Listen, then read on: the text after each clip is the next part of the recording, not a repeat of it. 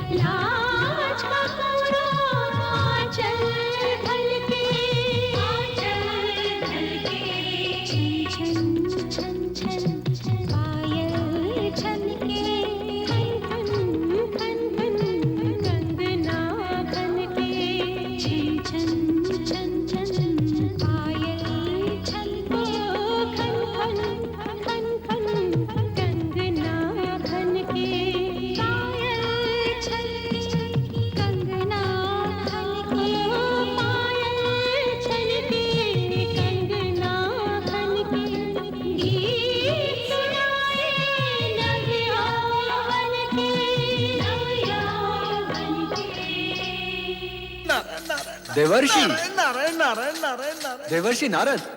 देखो कामदेव, तुम जहां वहीं ठीक हो, मेरा पीछा न करो। देवर्षि आप यहाँ पधारे और तुरंत ही विमुख होकर चल दिए। ये तो देवलोक का अपमान हुआ। नारायण नारायण, परंतु कामदेव देखो, आप तो देव ऋषि हैं, भगवान विष्णु के परम भक्त और उनके प्रिय पात्र। मुझ किंचन से आपको कैसा भय? नारायण नारायण।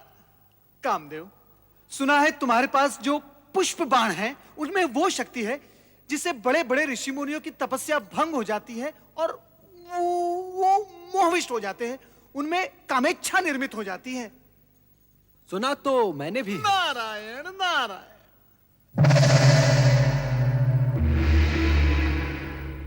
किंतु मैं पुष्प बाण की इस शक्ति को देखना भी चाहता हूँ। किसी सुपात्र पर इसका प्रयोग करना चाहता हूँ। और आप? नारायण नारायण। कामदेव, ऐसा नहीं हो सकता। मैं नारायण भक्त बाल ब्रह्मचारी, प्रयोग के लिए क्या मैं ही शेष रह गया हूँ? ये घृणित विचार तुम छोड़ दो। घृणित विचार? ये आप क्या कह रहे हैं देवऋषि? यदि ये कृत्य घृणित होता तो क्या परमपिता ब्रह्मा मुझे इसकी आज्ञा देते? आप इतने विद्वान हैं, इतने ज्ञानी हैं, फिर भी इतनी सी बात नहीं समझते कि बिना कामेच्छा के जागृत हुए नर नारी एक दूसरे के प्रति आकर्षित कैसे होंगे? और यदि आकर्षित नहीं होंगे तो सृजन कैसे होगा देवर्षि? तुम्हारा तर्क उचित है। तो फिर पहला पुष्प बाण यहाँ स्वर्गलोक में किसी उचित पात्र पर छोड़ना। हो सकता है प्रयोग ही प्रयोग में कोई स्वर्गिक सृजन ही हो जाए। नारायण नारायण। जहां पहले से ही गीत संगीत और उन्माद की भावना व्याप्त है, वहां ये पुष्प बाण भला क्या प्रभाव डालेंगे? इनकी शक्ति का प्रमाण देखना है तो इनका प्रयोग किसी इंद्रिय जय, जीवन से विरक्त और साधु मना व्यक्ति पर किया जाए। आप तो स्वयं इसी कोटि में आते हैं ना मुनिवर। और देखो कामदेव, इससे पहले कि मैं तुम्हें श्राप दूं, मेरी दृष्टि से दूर हो जाओ। नारायण नारायण। आपने मेरी पूरी बात तो सुनी ही नहीं। मैं तो ये कह रहा था कि आप मुझे किसी ऐसे पात्र का नाम बता दीजिए जो मानव दुर्बलताओं पर विजय पाकर भगवान में लिप्त हो। देवर्षि, हर ऐसे स्थान में तो आपका आना जाना लगा ही रहता है जहां प्रभु का नाम लिया जा रहा हो। कृपा करके कुछ बताइए ना। देवी संध्या। देवी संध्या? ये कौन है देवर्षि? एक ब्रह्मचारिणी जो दिन रात ऋषि मुनियों के सत्संग में रहकर मानवीय दुर्बलताओं पर विजय प्राप्त कर चुकी है। कामदेव, मुझे पूर्ण विश्वास है कि उस पर आपके ये पुष्प बाण व्यर्थ जाएंगे। यही तो देखना है देवर्षि। और हां, सुपात्र की खोज में सहायता देने के लिए धन्यवाद। नारायण नारायण। ब्रह्मचारिणी संध्या। ओम आदित्याय नमः स्वाहा। ओम आदित्याय नमः स्वाहा। ओम आदित्याय नमः स्वाहा। ओम वैश्वनराय नमः स्वाहा। ओम वैश्वनराय नमः स्वाहा। ओम वैश्वनराय नमः स्वाहा। ओम आदित्याय नमः स्वाहा। ओम आदित्याय नमः स्वाहा। ओम वैश्वनराय नमः स्वाहा। ओम वैश्वनराय नमः स्वाहा।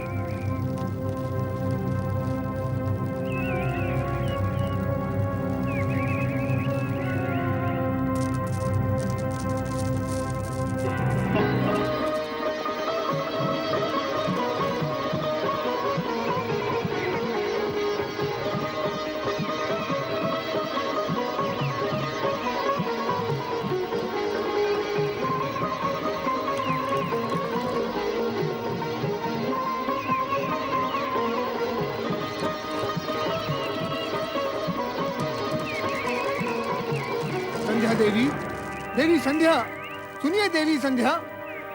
हे ब्रह्मदेव, ये क्या अनर्थ हो रहा है? ओम नमः शिवाय। कामदेव, संध्या,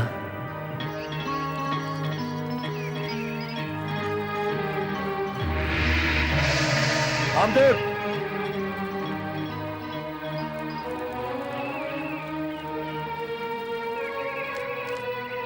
कामदेव, संध्या।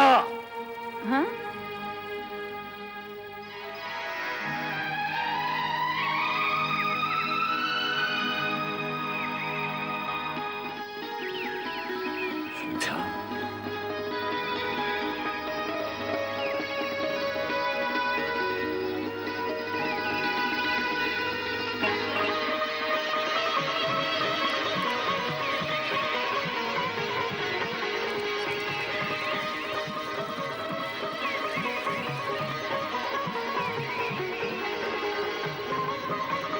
हे भगवान शिव, ये क्या अनर्थ हो रहा है?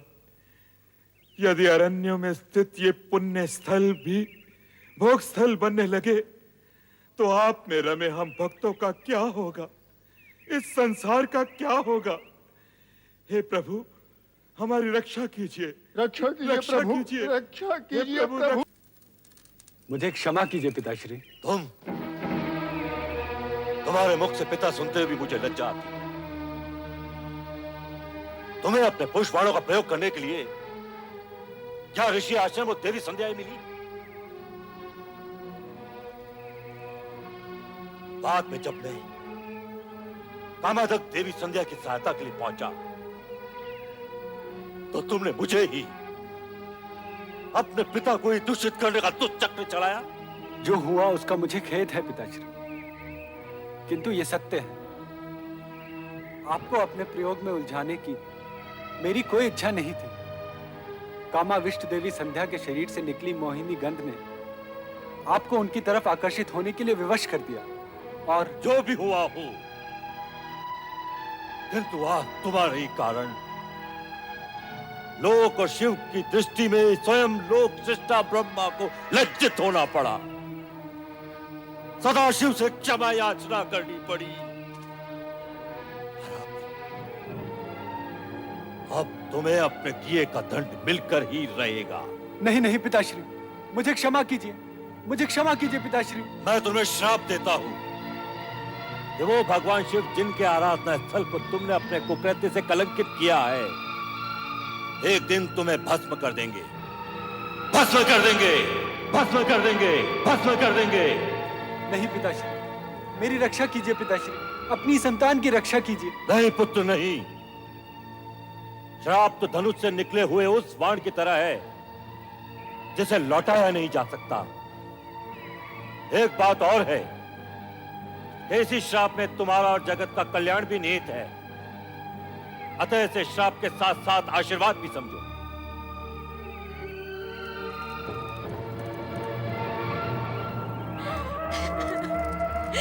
मैं पापी हूँ, मैं अपराधी हूँ, मैं पापी हूँ, मैं कलंकिनी हूँ, मैं कलंकिनी हूँ, मैं कलंकिनी हूँ, मैं कलंकिनी हूँ, मैं कलंकिनी हूँ, मैं कलंकिनी हूँ, मैं कलंकिनी हूँ, मैं कलंकिनी हूँ, मैं पापिन हूँ, मैं पापिन हूँ, मैं पापिन हूँ, मैं कलंकिनी हूँ।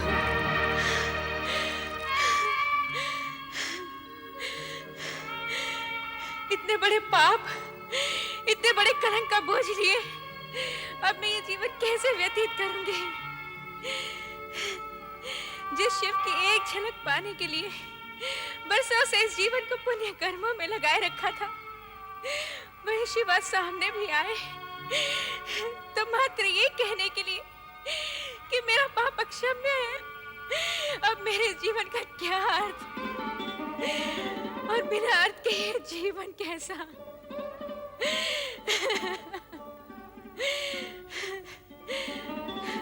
तो आज मैं इस जीवन का अंत ही किए देती हूँ।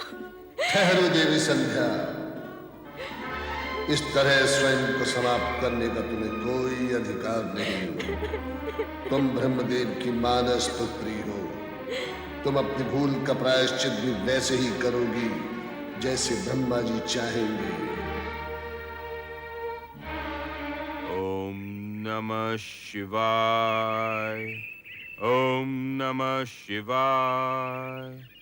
ओम नमः शिवाय। ओम नमः शिवाय।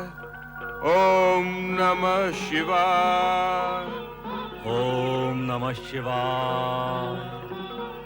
ब्रह्मा जी। ऋषि श्रेष्ठ वशिष्ठ, प्रणाम देव। सृजनकर्ता ब्रह्मा जी, मेरे आश्रम में पदार्पण करके आपने मुझे कृतार्थ किया। आसन ग्रहण करके जलपान करे देव। हम तुम्हारे पास चिंता युक्त आए हैं। हमारे ही मानस पुत्र कामदेव से आज एक बहुत बड़ा अपराध हुआ है। उसने महर्षिणी संध्या को अपने पुष्पबाण से कामावेशित कर दिया, जिससे आश्रम का वातावरण दूषित होने लगा। तब देवादिदेव श्री शिव शंकर ने एक ऋषि के आह्वान पर देवी संध्या को बहुत प्रताड़ित किया। पाप बोझ से लज्जित संध्या अपने जीवन का अंत करने ही वाली थी, किंतु उसे यह कहकर रोक दिया गया कि देह त्यागने से उसके पापों का प्रायश्चित नहीं होगा। आपकी बातों से ऐसा लगता है सृजनहार कि देवी संध्या ने ये भूल जानबूझकर नहीं की।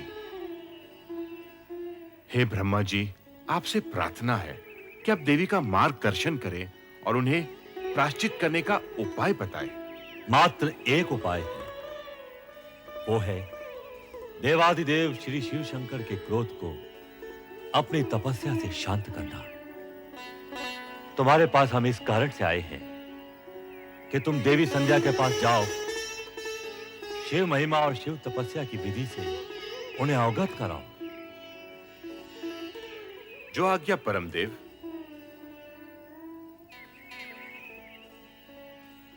किंतु संध्या इस समय होगी कहां? संध्या अपने आश्रम के पास वाले वन में एक पर्वत पर बैठकर अश्रु बहा रही होगी।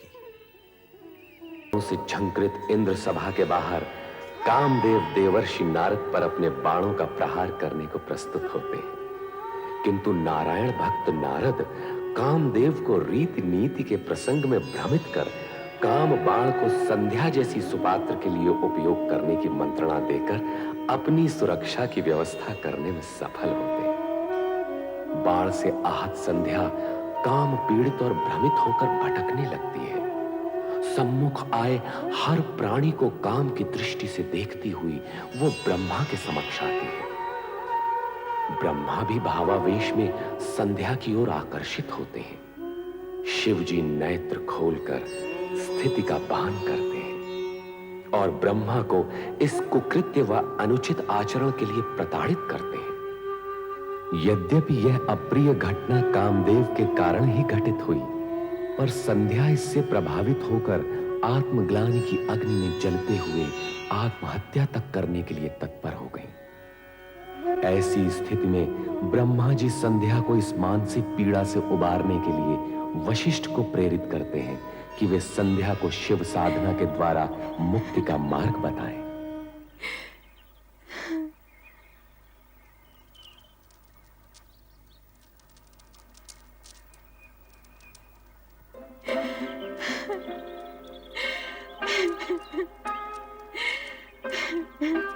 देवी संध्या,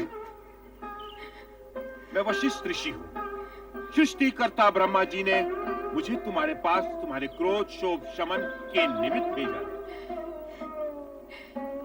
जब मेरे इष्ट देव शिव शंकर जी मुझसे कुपित हो गए हैं, तो मेरे इस जीवन का अर्थ ही क्या है?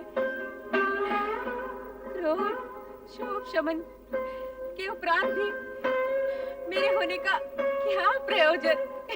तुम्हारी प्रश्न पहली में ही तुम्हारा उत्तर भी है, अर्थात इष्ट देव शिव शंकर जी का कोप यदि तुम्हारा दुख है तो उन्हीं की प्रशंसा से तुम्हारा सुख भी हो सकता है। उनके कोप को शांत करने के लिए मुझे क्या करना होगा? देवादिदेव शिव शंकर जी की तपस्या। शिव शंकर जी अकेले ही धर्म, अर्थ, काम, मोक्ष के आदि कारण है, आदि सृष्टा है, अद्वितीय है, पुरुषोत्तम है। उनसे तुम्हें सब कुछ मिल जाएगा। ओम नमः शिवाय इस मंत्र का जाप तब तक करती रहो जब तक शिव जी स्वयं प्रकट होकर तुम्हारा उद्धार करने के लिए बाध्य न हो जाए। मैं अवश्य करूंगी। अपने चित्त में ऐसा शुभ उद्देश्य लेकर तुम देवादिदेव शिव शंकर जी का चिंतन करो कि वो तुमसे प्रसन्न होकर स्वयं तुम्हें तुम्हारा अभिष्ट फल प्रदान करे। आपके मार्गदर्शन के लिए मैं अत्यंत आभारी हूँ। आपके आदेशानुसार शिव आराधना करके देवाधिदेव शिव शंकर जी को मैं अवश्य प्रसन्न करूंगी।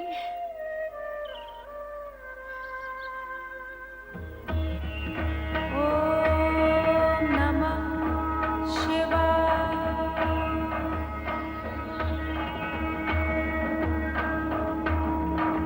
ओम नमः शिवाय। ओम नमः शिवाय। ओम नमः शिवाय। ओम नमः शिवाय। ओम नमः शिवाय। ओम नमः शिवाय।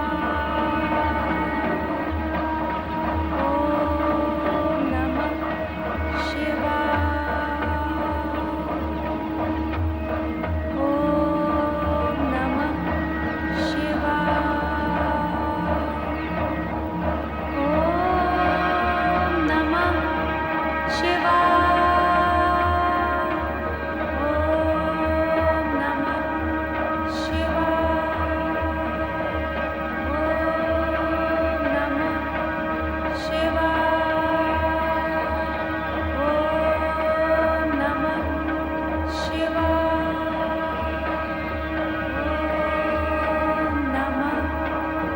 शिवाय।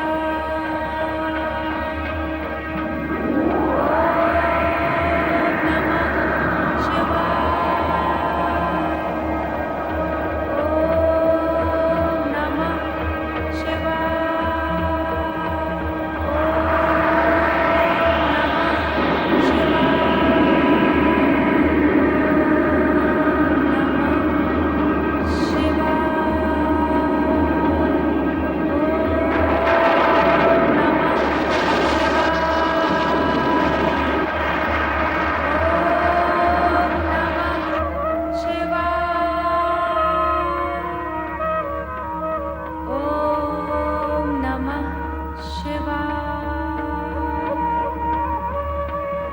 ओम नमः देवी संध्या,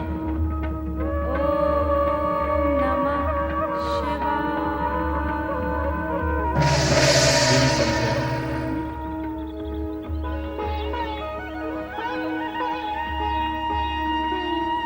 मैं तुम्हारी तपस्या से प्रसन्न हुआ। मांगो, वरदान मांगो।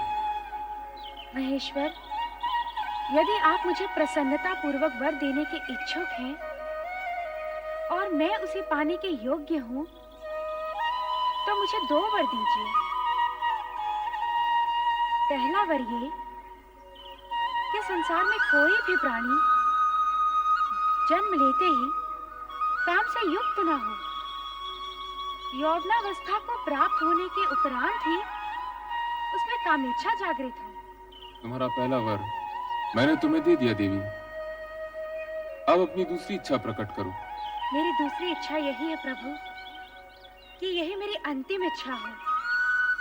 तात्पर्य? आप मुझे इस दूषित देह से मुक्ति दीजिए प्रभु।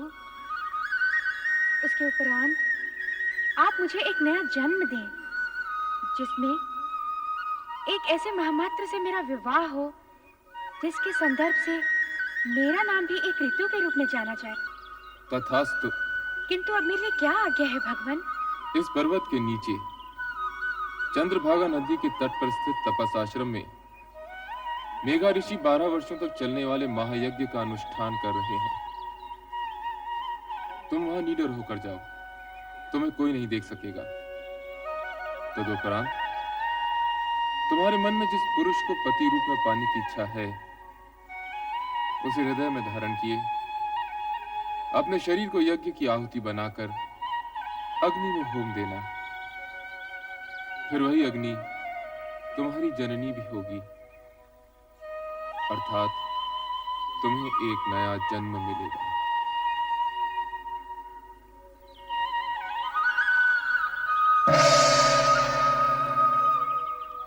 मेघा ऋषि, ओम आदित्याय नमः। ओम आदित्याय नमः। ओम आदित्याय नमः। ओम आदित्याय नमः। ओम आदित्याय नमः।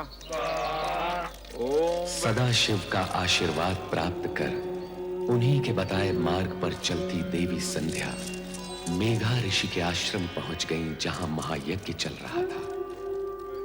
सभी के लिए अस्तित्वहीन अदृश्य संध्या ओम नमः शिवाय का जाप करते हुए यज्ञाग्नि की ओर बढ़ती गई और अंततः उसी में समा गई। तत्पश्चात यज्ञ की अग्नि से उभरा लाल प्रकाश देखते ही देखते पूरी तरह दो भागों में फैल जाता है। इस प्रकार संध्या का अस्तित्व दो भागों में बंट गया, प्रातः संध्या और सायं संध्या। प्रातः संध्या देवताओं की आराधना के लिए और सायं संध्या पितरों के आह्वान के लिए। दो क्षितिजों में फैली संध्या के दृश्य पर ओम नमः शिवाय के स्वर गूंजते हैं।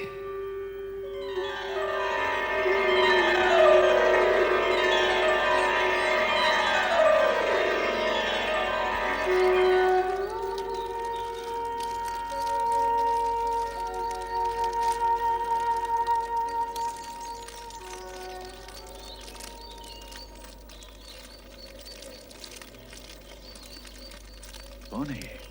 कौन नारी है ये? प्रणाम ऋषिवर। कौन मायावी हो तुम? इस पवित्र अग्नि से प्रकट होने की धृष्टता तुमने कैसे की? क्यों की? क्या प्रयोजन है तुम्हारा? उत्तर दो। मैं आपकी पुत्री हूँ पितृवर, आपके आशीर्वाद की आकांक्षिणी हूँ। धर्म, नीति, मर्यादा और व्यवहार के नाते मैं तुम्हारे प्रणाम और चरण स्पर्श के लिए तुम्हें दीर्घायु और सदैव प्रसन्न रहने का आशीर्वाद तो दे सकता हूँ, किंतु अकारण पितृत्व का अधिकार नहीं दे सकता। भला तुम मेरी पुत्री और मैं तुम्हारा पिता कैसे हुआ? भगवान शिव की अनुकंपा और कृपा के कारण ही ये संबंध स्थापित हुआ है पितृश्रेष्ठ। कल्याणी, बार बार मुझे पिता संबोधित कर क्या तुम मेरे पितृ भाव की परीक्षा ले रही हो? आप त्रिकालदर्शी हैं। आपको इस सत्य का ज्ञान तो अवश्य होगा कि मैं कौन हूँ, और आपको ये भी ज्ञात होगा कि आपकी परीक्षा लेने की क्षमता मुझ में नहीं है। हाँ भागे, क्या तू हमारे ज्ञान और जप तप को चुनौती देने आई है? नहीं पितृवर, नहीं। पुत्री अपने पिता के प्रति ये दुष्टता कैसे कर सकती है? फिर वही प्रलाप, पुत्री पुत्री पुत्री। कब, कहाँ और कैसे प्रमाणित हुआ कि तुम मेरी पुत्री हो? दुर्भाग्य है मेरा कि अपने पिता के सम्मुख उनकी पुत्री होना मुझे प्रमाणित करना पड़ रहा है। यदि आपकी आज्ञा हो तो मैं कुछ निवेदन करूं? करो, किंतु मुझे पिता और स्वयं को पुत्री ना कहते हो। यदि मैं आपके तन से उत्पन्न होती तो तनुजा कहलाती, यदि मन से उत्पन्न होती तो मानसी कहलाती, किंतु मैं आपके उस पुण्य से उत्पन्न हुई हूँ जो शिव की आराधना के प्रतिफल में आपका अधिकार है पितृवर। मैं पुण्यजा हूँ पितृवर। शिव आराधना के पुण्य से प्रतिफल में प्राप्त पुत्री को इतना कुछ ज्ञान है, और फल की प्राप्ति करने वाले पिता को इस विषय में कुछ भी ज्ञान नहीं। यह आश्चर्यजनक है, अद्भुत है। यदि ये सत्य होता तो स्वयं शिव भगवान इसकी पुष्टि करते। स्वयं निर्णायक होते, किंतु ऐसा नहीं। अब ऐसा ही होगा। हे देवों के देव, मुझे उबारो, मेरी रक्षा करो। ऋषिवर की पुत्री बनाकर जो सम्मान आपने मुझे दिया, ऋषि के सम्मुख उसे स्वीकृति से प्रामाणिक करो। दया करो भोलेनाथ, कृपा करो। हे देवों के देव महादेव, मुझ पर दया करो, कृपा करो मुझ पर, मेरी सुनो, मुझ पर कृपा करो देव। हे महेश्वर, मुझे दर्शन दो। देवों के देव महादेव, मुझ पर कृपा करो। हे भोलेनाथ, मुझ पर कृपा करो। हे महेश्वर, मुझे दर्शन दो। हे भोलेनाथ, मुझ पर कृपा करो, मुझे दर्शन दो। मेरी सुनो, हे भोलेनाथ, मुझे दर्शन दो, मुझ पर कृपा करो। हे देव, मुझे दर्शन दो। भोलेनाथ, मुझे दर्शन दो। हे देवों के देव महेश्वर, मुझे दर्शन दो, मुझे दर्शन दो देव।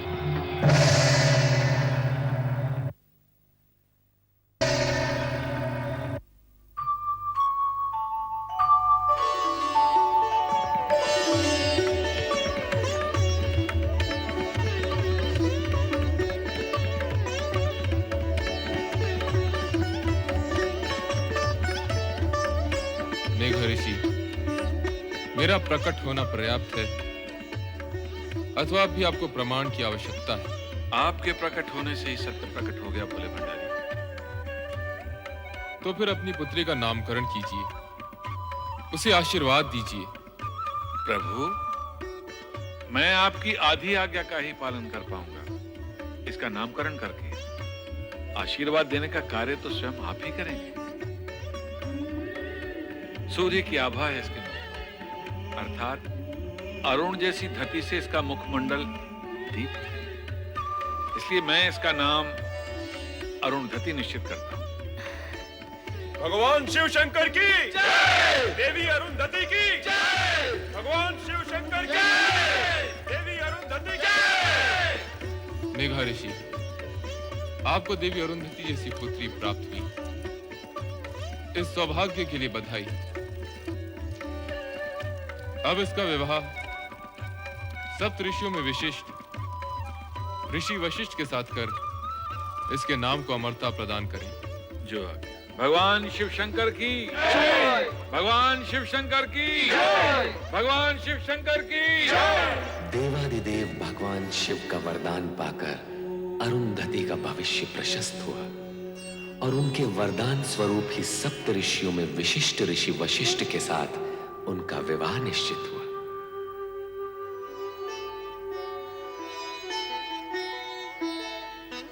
कितना शुभ दिन है आज। वशिष्ठ मुनि के साथ देवी अरुंधति का विवाह हो रहा है।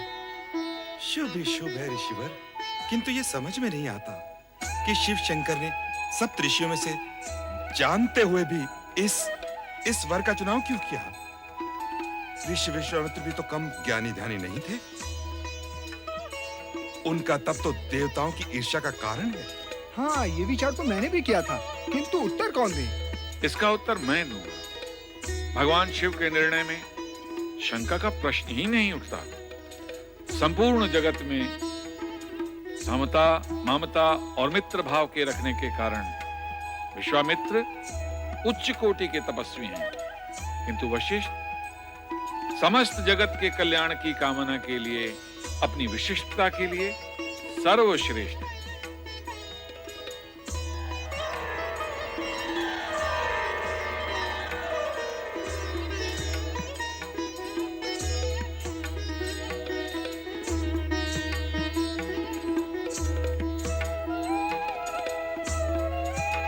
हे प्रभु, इस शुभ घड़ी में आपके आगमन की हम व्यग्रता से प्रतीक्षा कर रहे थे। ऋषिवर, पुत्री अरुंधति को मंडप में लाइए।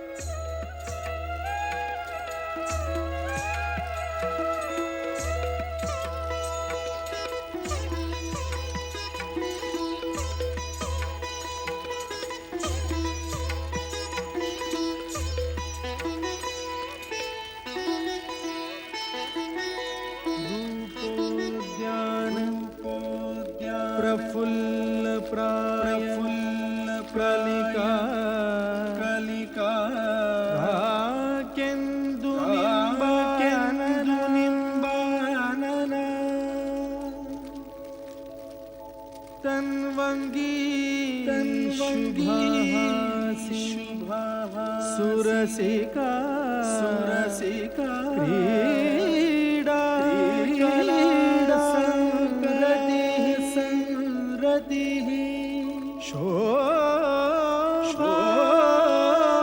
शोभावारिधिनी